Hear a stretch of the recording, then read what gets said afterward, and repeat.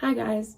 So just to jump right in, what I find holds me back the most from maintaining the recommended daily macro intake, because I've never really had an issue with the fluid or the vitamin and mineral intake.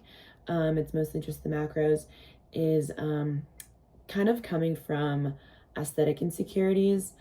Like, I've always been very tall. I'm 5'10" and very skinny. And so that's just the way that my body's looked my whole life. And then when I came to college, obviously this wasn't an option anymore, playing college soccer, because we do so much lifting, we have so many practices and games, and just the sheer amount that we're expected to work out. You're basically forced to eat a lot or you're going to pass out.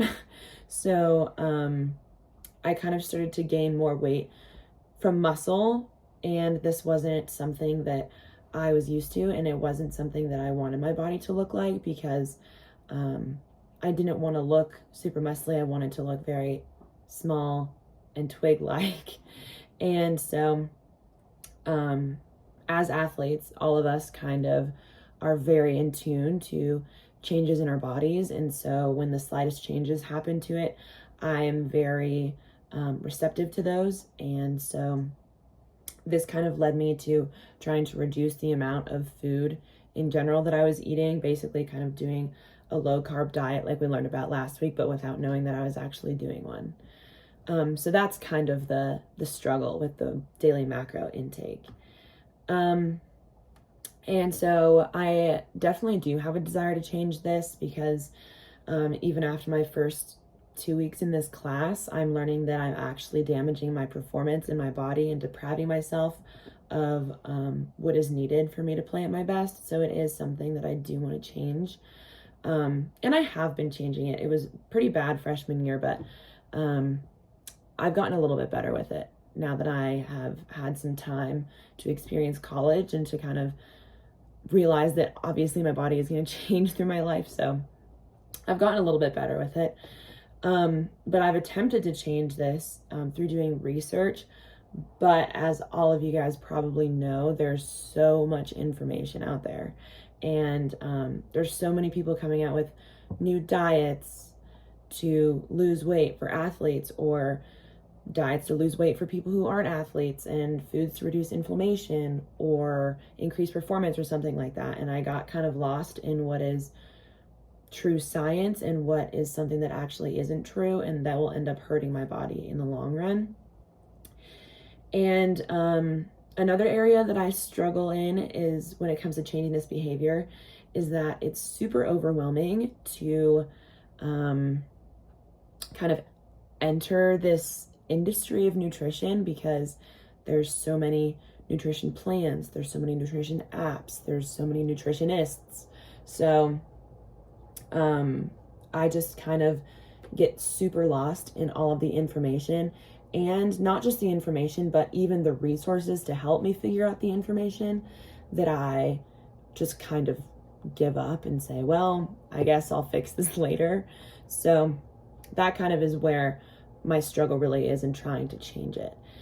So the next question, I guess I do have an identity in this behavior in a way, because being a high-level athlete, especially in soccer, you have to have extremely strong legs, specifically, not only to just do well in general in the sport, because it's a very powerful sport and you need to have a lot of strength in your legs, but also not to get hurt. And so knees, specifically ACLs, and hip problems like I have, are super common in female soccer players in particular. And like, I've probably had 10 to 15 teammates just on my team the past 4 years in college that have done theirs in college or right before they came to college.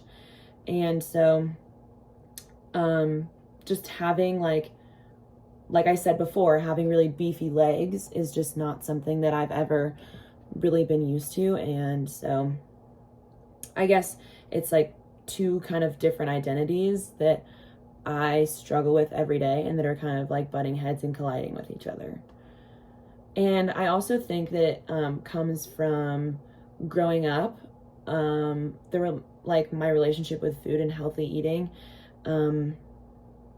it wasn't really stress to me as a kid because my parents were not high level athletes, and therefore they didn't really know that much information on how to feed a high level athlete. And so like I didn't eat like terrible food, but I didn't eat the right balance, I think, of fats, proteins, and carbs that would really be good for me and be good for like elevating my performance, if that makes sense.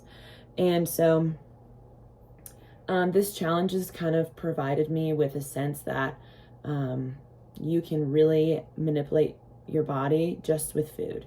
Like I was saying, with the balance of fats, proteins, and carbs, like we were learning this week, like how much you can change about your body and your performance and what you're looking for depending on your sport or the level of activity that you have just from food, specifically the proteins, fats, and carbs. And doing different diets, you can do so many things with changing it just from food. And so that's what I kind of learned coming in freshman year, was that I can do so many different things with the different types of foods to my body. And that's also not necessarily a great thing, because I can also do a lot of damage depending on the balance that I have with those things. So that's kind of what the challenge, this like issue that I have, has provided me, just the knowledge of that balance. And it's detrimental to me as an athlete because, like I said before, I need to be strong in order to do well in my sport and also to prevent injury. And the way that I treat my body in terms of food has a lot of room for improvement and is not necessarily conducive or healthy to my success. And in turn, it's affecting my performance and my safety. So yeah, that is kind of where my challenge is in this, but I know this class will help me kind of figure it out and make my own conclusions rather than just trying to rely on some dude on the internet who is going on an all protein diet and says it'll be the best thing for me. So yeah, I look forward to hearing what you guys think.